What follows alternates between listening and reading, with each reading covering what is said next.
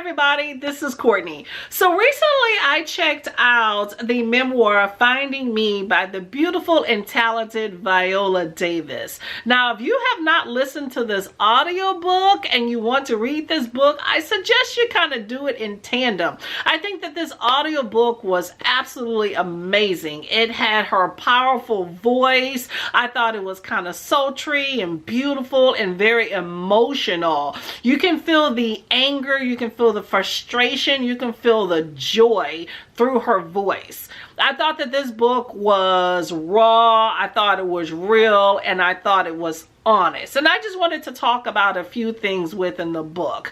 In this book, she addresses a lot of different topics because she grew up with trauma from being a really poor kid, you know, not having food on the table or water to wash your clothes. She grew up fending off sexual abuse that was almost like a rite of passage for kids in the community. She also grew up witnessing domestic abuse from her father to her mother in some really horrific, horrible situations. And she also grew up in a really racist community that was condoned by people around her, including the school. And she talks about being a poor kid with trauma, no one equips you with tools to do better. And that is unfortunate because when you're in a community where adults are still trying to get their act together, and then you have people in school systems or others that witness that don't bother to step in, then you start to have failure of the system for kids, and then people wonder why they go down bad path.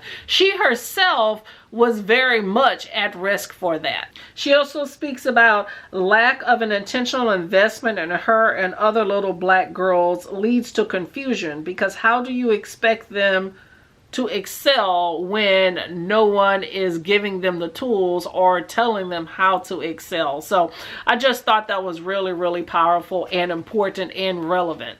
Now, in this book, she spoke a lot about racism, specifically colorism. Now, the definition of colorism is prejudice or discrimination against individuals with a dark skin tone, typically among people of the same race or ethnic group. Now, she herself obviously is a darker skinned female, and she experienced a lot of colorism growing up, as well as in Hollywood specifically. And she talked about how even though she went to Juilliard, which is one of the top performing arts school in the country, if not the world, yet once she graduated, the best acting gig she could get were drug addicted mothers. She spoke about how dark-skinned females were sassy, strong, loud-mouthed individuals, best friends, and sidekicks. They're not lead characters, and they're definitely not the desirable characters on television. She spoke about how it's a widely held belief that dark-skinned females just don't do it for black men, and how that's rooted in racism and misogyny.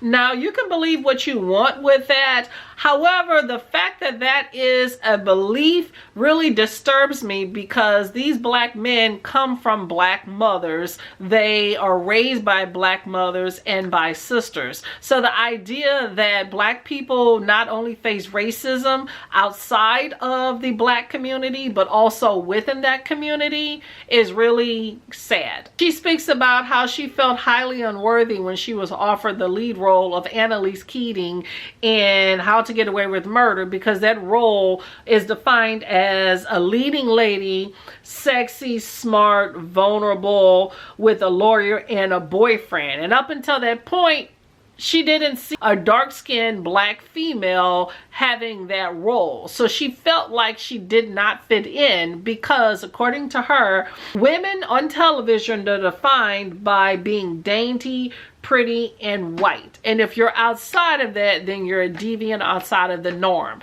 And if it's a black female, then they are interchangeable. You know, that universal appeal, the light-skinned actress. Well, when you don't fit in that, then what do you think about yourself? And that had led to her second-guessing herself.